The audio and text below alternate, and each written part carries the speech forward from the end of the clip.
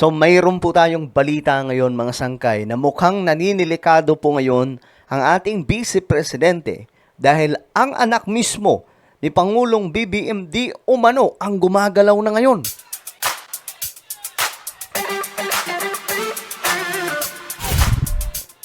So sa pang-politika po tayong napakagulo sa Pilipinas mga sangkay. Meron po tayong balita na si Congressman Sandro Marcos nagmamaniobra na daw po ngayon para ma-secure ang kahihinatnan ng Vice Presidente. Nako mga sangkay. Bukang yayariin po siya ni Sandro Marcos. Bago tayo mag-umpisa, sa mga hindi pa po dyan nakakapag-subscribe sa ating YouTube channel, makikita nyo po yung subscribe button sa baba ng video na to. I-click nyo lamang po yung subscribe, i-click ang bell, at i-click nyo po yung all. Sa mga nanonood naman po sa Facebook, i-follow nyo po yung ating Facebook page. Okay, rekta po tayo ngayon mga sangkay. Ito nga po ang update, Hindi ko alam kung gaano ka totoo ito, pero inilabas po ito ng politiko. Ayan mga sangkay. Sabi dito, Vice President Sara Duterte could be headed toward another impeachment trial with around 200 lawmakers reportedly agreeing to endorse the complaint against her in a move allegedly led by House Majority Leader Sandro Marcos. Tindi, Batang-bata, mga sangkay. Nangunguna daw po ngayon sa paglaglag kay VP Sara. Alam nyo kasi, ganito lang yan. Ang delikado dito, sa sitwasyon ni VP Sara. Kasi nga po, may banta, kaila PBBM, na kapag siya ang naupong presidente, gaganti sa Pangulo at sa lahat ng mga Marcos. Kung kaya't ngayon, mga sangkay, ngayon pa lang, sisiguraduhin na nila na malalaglag si Sara.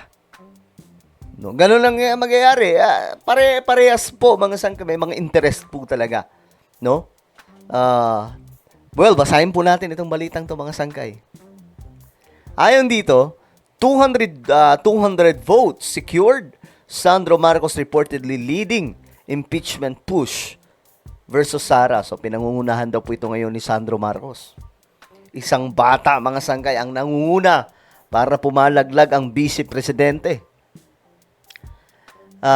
The presidential son is said to be actively consolidating support across party lines to ensure the impeachment complaints move forward.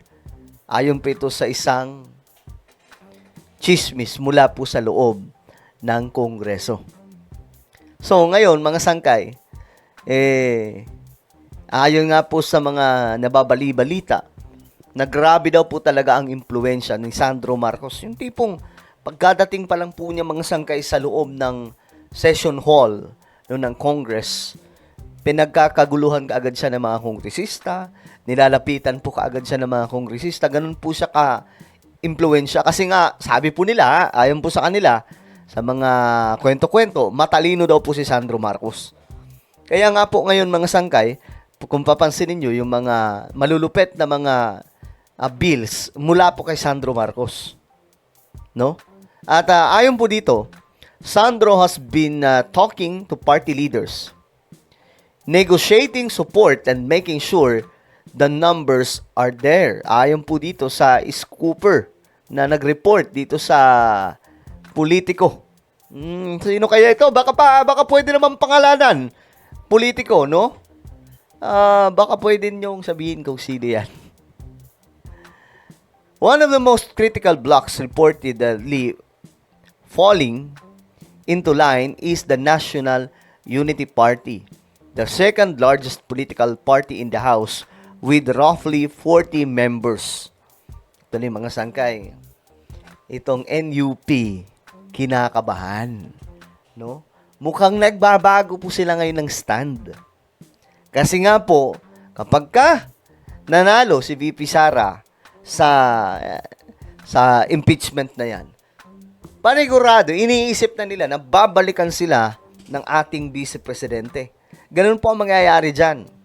Kung kaya't ngayon pa lang mga sanggay, sinusubukan na po nila. Tingin ko lang to, mga sanggay. Mukhang sinusubukan po nila na baguhin yung pagtingin ni VP Sara sa partido nila para hindi mapagbuntungan ng galit kung mananalo sa impeachment.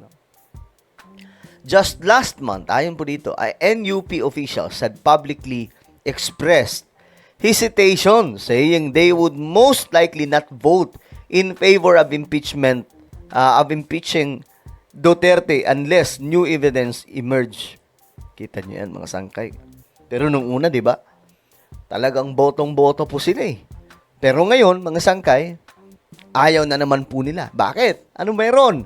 Bakit ayaw nila? So ayon po dito, NUP members were allegedly assured that projects affected by recent budget cuts, including financial assistance and infrastructure projects, would continue. The message was clear. If the projects move forward, the votes follow. Okay. Kumbaga, sabi dito, kung ganito ang gagawin ng NUP, yung mga proyekto nila maaapektuhan. Yung mga programs nila maaapektuhan. So, ngayon, mga sangkay, nasa ayon po sa scooper na ito, ang mga project na ito ay nagpapatuloy. So, ibig sabihin daw, if the projects move forward, ang boto, kailangan din. So, kailangan ang boto ng NUP members kasi second largest po sila na partido. So, medyo crucial po talaga ito ngayon, mga sangga, itong sitwasyon ni VP Sara. Kasi, siyempre, mainit po siya sa mga kongresista eh.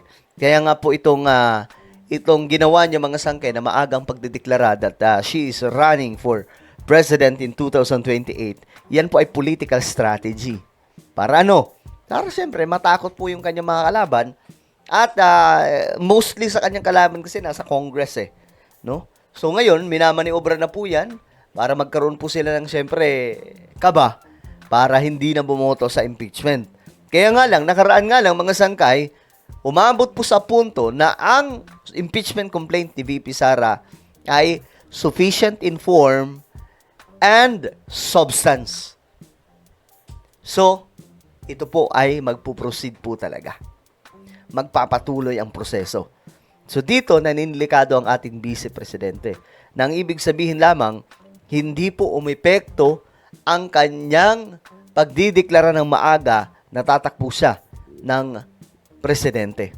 Dahil mukhang tutuluyan po siya ng Kongreso. Lalong-lalo na po siya, nasabi po dito, si Sandro Marcos daw po yung nangunguna dito sa pagmamaniobra na ilaglag na po ang Vice Presidente. Kasi ano to mga sangkay, medyo magulo nga po ito kasi kung mananalo si VP Sara, gantihan po. Gantihan to ng malala, mga sangkay. Ewan ko lang ano mangyayari sa Pilipinas. Marami na namang ipapakulong. You know naman kung gaano kagulo ang politika sa ating bansa. 'Di ba?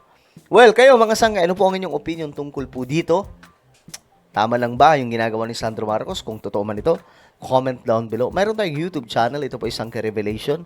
Hanapin nyo po ito ngayon sa YouTube. Kapag nakita nyo na, i-click nyo po yung subscribe, i-click ang bell, at i-click nyo po yung all. Ako na po ay magpapaalam. Mag-iingat pong lahat. God bless everyone.